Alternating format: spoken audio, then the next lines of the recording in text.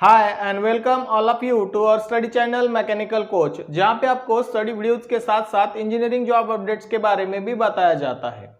आज हम हमारा स्ट्रेंथ ऑफ मटेरियल का सेकेंड मॉड्यूल स्टार्ट करने जा रहे हैं, प्रिंसिपल ट्रेसेस एंड स्ट्रेन। हमने फर्स्ट लेक्चर में देखा था टाइप ऑफ स्ट्रेसेस। उसमें मैंने आपको बताया था कि स्ट्रेसेस के अलग अलग टाइप्स होते हैं। तो उसमें मेजरली हम टू टाइप के ट्रेसेस को देखते हैं। जो फर्स्ट ट्रेस के बारे में मैंने आपको बताया था वो था नॉर्मल ट्रेस।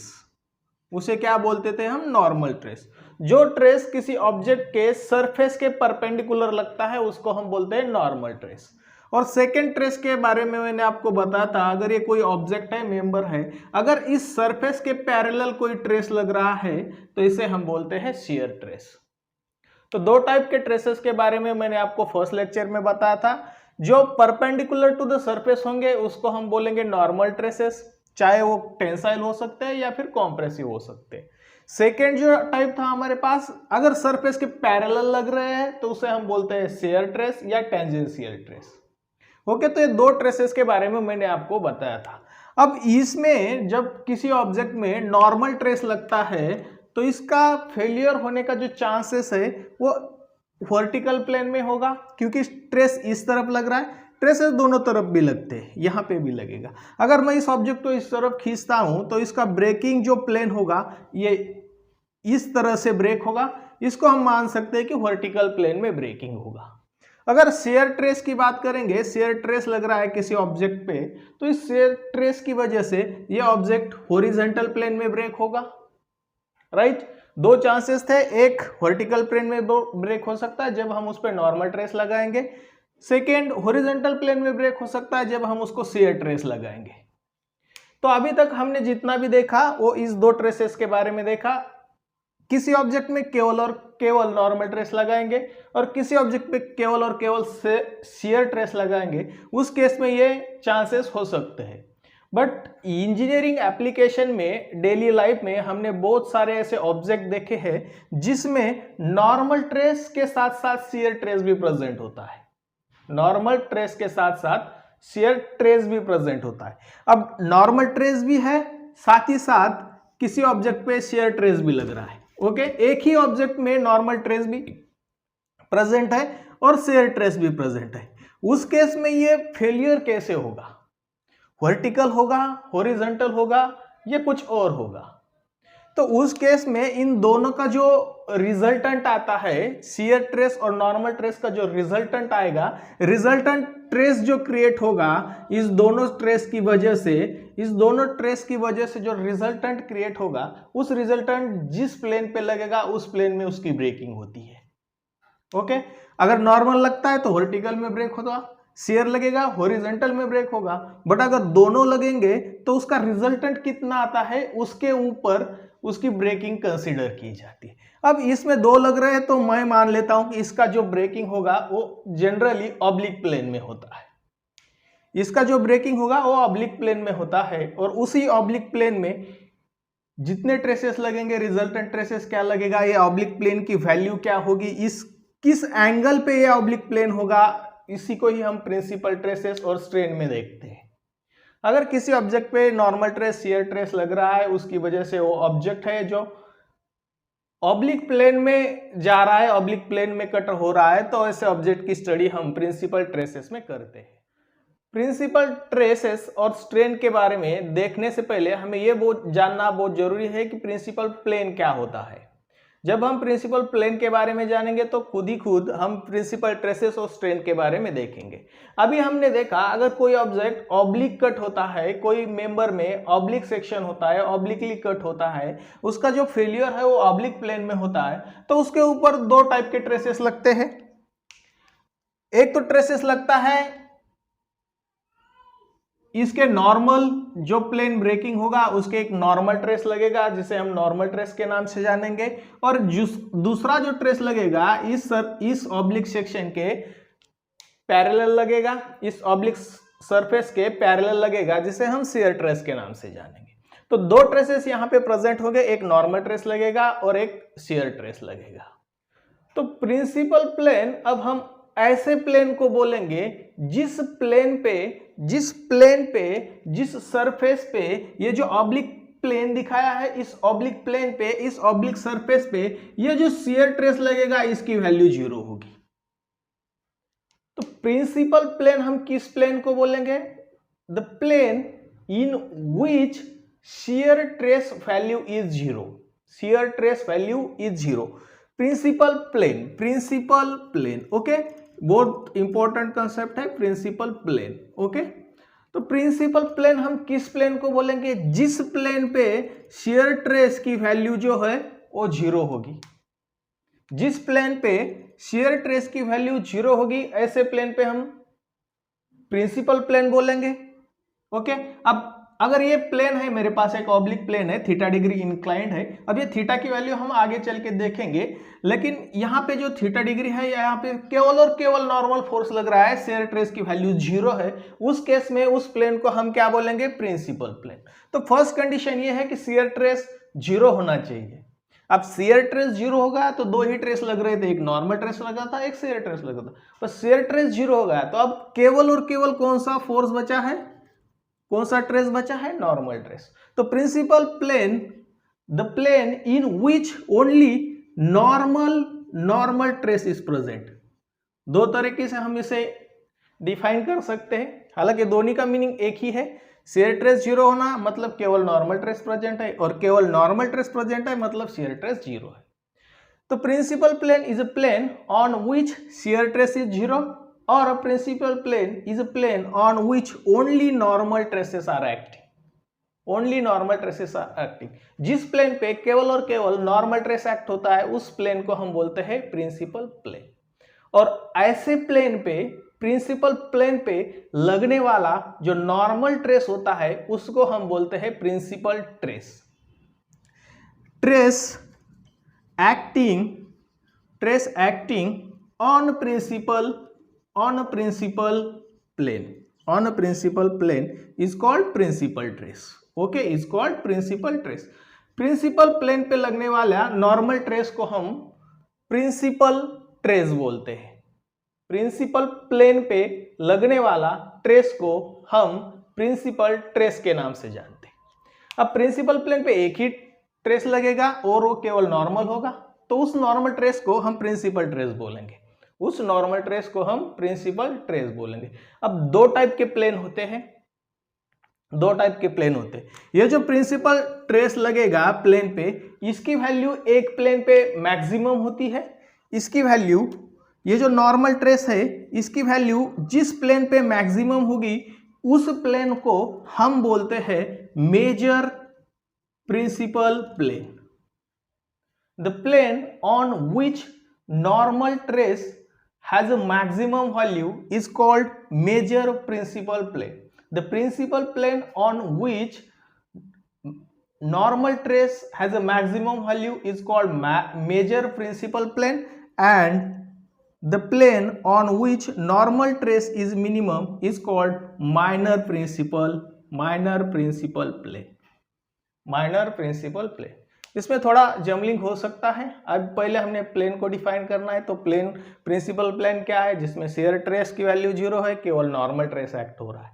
और जिस प्रिंसिपल प्लेन पे लगने वाले ट्रेस को हम प्रिंसिपल ट्रेस बोलते हैं, और जिस प्लेन पे मैक्सिमम प्रिंसिपल ट्रेस लग रहा है उसको हम मेजर प्रिंसिपल प्लेन बोलेंगे, और जिस प्लेन पे मिनिमम प्रिंसिपल ट्रेस लग रहा है उसको हम माइनर प्रिंसिपल प्लेन बोलेंगे, ओके। तो ये आई होप ये आपको समझ में आया होगा कि मेजर और माइनर प्रिंसिपल ट्रेस क्या होते हैं।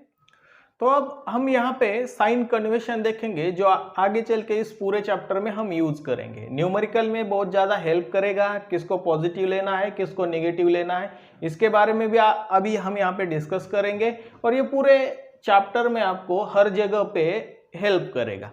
तो यहाँ पे जो साइन कन्वेंशन हम लेंगे इसके लिए मैंने एक ऑब्जेक्ट दिखाया है, और इस ऑब्जेक्ट में मैंने एक ऑब्लिक प्लेन लिया है।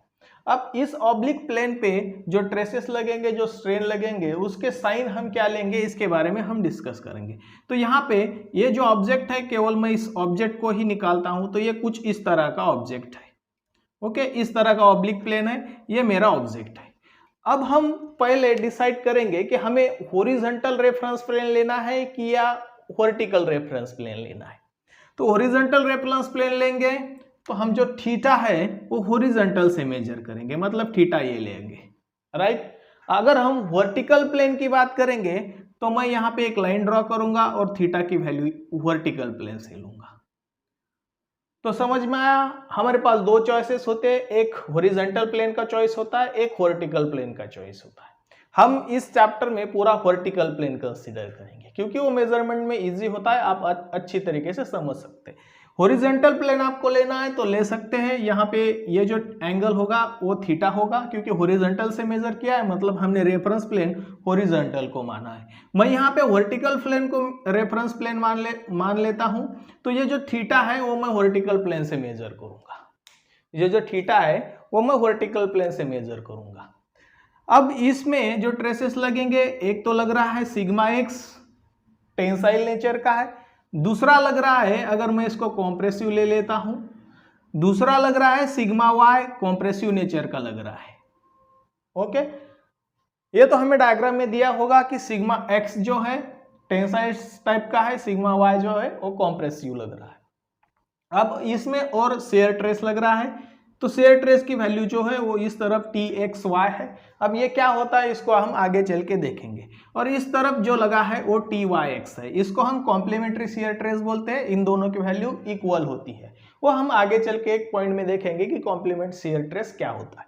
तो ये जो शेयर ट्रेस लग रहा है, मान लीजिए उसकी डायरेक्शन ये है, राइट। अब इसमें मैंने नॉर्मल ट्रेस दिखाया, शेयर ट्रेस दिखाया, एंगल ऑफ इंक्लिनेशन दिखाया। अब इसके वैल्यू हमें कहाँ पे पॉजिटिव लेनी है और कहाँ पे निगेटिव लेनी है, ये बहुत मैटर करता है हर न्यूमेरिकल में। अगर आपकी प्लस की जगह माइनस हो गया तो पूरा न्यूमेरिकल रॉन्ग हो जाएगा, तो ये बहुत इंपॉर्टेंट है। अब हम हमेशा वर्टिकल प्लेन को रेफरेंस मानेंगे, वर्टिकल प्लेन को हम क्या करेंगे, रेफरेंस मानेंगे। ओके, और उस केस में जितने भी टेंसाइल ट्रेसेस होंगे, उसको हम क्या लेंगे, पॉजिटिव। मैंने आपको पिछले लेक्चर में भी बताया था, जब भी हम स्ट्रेंथ ऑफ मटेरियल की बात करेंगे तो हम हमेशा ट्राई करेंगे कि जितने भी टेंसाइल प्रोसेस है सबको हम पॉजिटिव कंसीडर करें।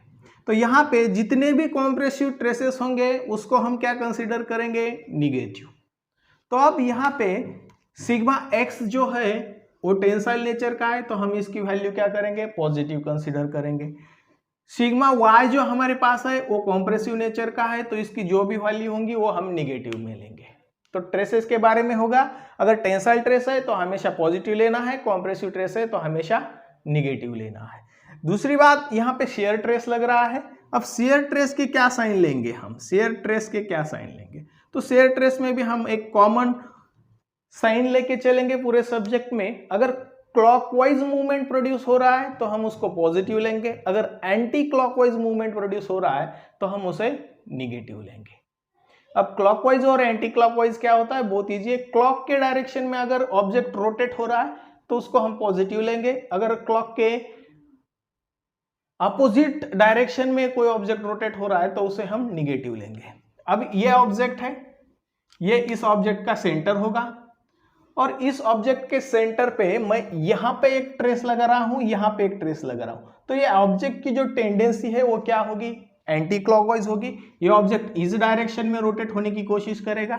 ये जो पेन है इसको मैं यहाँ पे ऊपर और नीचे खींच के अगर इसको खींचने की कोशिश करता हूं तो इसकी टेंडेंसी क्या होगी, एंटी क्लॉकवाइज होगी। तो हमें सिर्फ देखना है ये जो ट्रेसेस लग रहा है इस ऑब्जेक्ट पे, अगर मैं इस ट्रेस लगाता हूं तो ये किस तरफ घूमता है, ये एंटी क्लॉकवाइज घूमता है। और अगर एंटी क्लॉकवाइज है तो हम इसमें हमेशा लेंगे निगेटिव साइन, हम इसमें क्या लेंगे, हमेशा निगेटिव साइन एंटी क्लॉकवाइज के लिए। और क्लॉकवाइज अगर कोई ऑब्जेक्ट रोटेट हो रहा है तो उसे हम लेंगे पॉजिटिव साइन, अब इसमें ये एंटी क्लॉकवाइज रोटेट हो रहा था तो मैंने निगेटिव ले लिया। अगर ये ट्रेस की जगह कुछ इस तरह का ट्रेस यहाँ पे लगता ये जो है इसकी डायरेक्शन में अगर रिवर्स कर देता हूँ इस तरफ लगता है। अब ये क्या होगा, इसको ऐसे घुमाने की कोशिश करेगा, ये इस ऑब्जेक्ट को ऐसे घुमाएगा, मतलब क्लॉकवाइज घुमाएगा। क्लॉकवाइज घुमाएगा तो हम उसको पॉजिटिव लेंगे। तो शेयर ट्रेस में दो, अगर क्लॉकवाइज ऑब्जेक्ट मूवमेंट कर रहा है तो पॉजिटिव, एंटी क्लॉकवाइज मूवमेंट कर रहा है तो निगेटिव। और लास्ट में हमारे पास बचता है थीटा। अब थीटा को हम कहाँ पे पॉजिटिव लेंगे और कहाँ पे निगेटिव लेंगे, क्योंकि हमने वर्टिकल प्लेन को रेफरेंस प्लेन माना है। तो अगर क्लॉकवाइज हम थीटा मेजर करेंगे तो उसको हम लेंगे पॉजिटिव क्लॉकवाइज। ओके, अगर क्लॉकवाइज मूवमेंट हम करेंगे तो हम थीटा की वैल्यू हमेशा क्या लेंगे, पॉजिटिव। अब यहाँ पे ये जो मैंने वर्टिकल प्लेन यहाँ पे ले रखा है, ओके, क्योंकि मैं यहाँ पे भी वर्टिकल प्लेन ले सकता हूँ, या तो इस एंड पे लूंगा या फिर इस एंड पे लूंगा, राइट। अब मैंने यहाँ पे ले लिया है। अब ये मेरा रेफरेंस प्लेन है, वर्टिकल प्लेन जो है ये मेरा रेफरेंस प्लेन है, और इससे मुझे इस ऑब्लिक प्लेन की तरफ जाना है। ऑब्लिक प्लेन किस तरफ है, इस तरफ है, इस तरफ जाना है। तो मुझे कैसे जाना पड़ेगा, इस तरफ जाना पड़ेगा, राइट, क्योंकि मैंने प्लेन यहाँ पे लिया है, मुझे इस तरफ जाना है तो मैं इस तरफ ट्रैवल करूंगा। और ये क्योंकि थीटा है तो एंगुलर घूमेगा, और ये जो रोटेशन होगा ये क्या है, एंटी क्लॉकवाइज है। ये क्या है, एंटी क्लॉकवाइज। सिमिलरली अगर इसी ऑब्जेक्ट को मैं इस तरफ, इसका मैं रेफरेंस प्लेन मान लेता हूं तो ये मेरा थीटा हो जाएगा।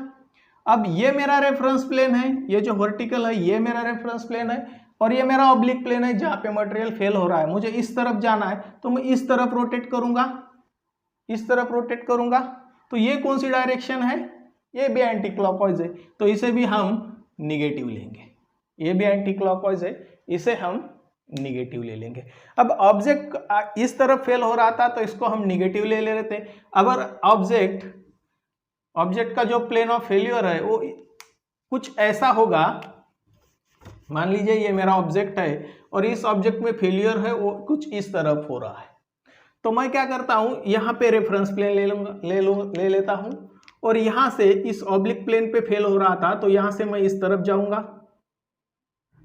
तो अब यहाँ पे थीटा जो है वो क्लॉकवाइज रोटेशन दे रहा है, तो यहाँ पे थीटा हम क्या लेंगे, पॉजिटिव। तो आप क्लॉकवाइज के लिए थीटा की वैल्यू हमेशा पॉजिटिव रखेंगे, और एंटी क्लॉकवाइज के लिए जो थीटा होगा वो हमेशा क्या होगा, निगेटिव होगा।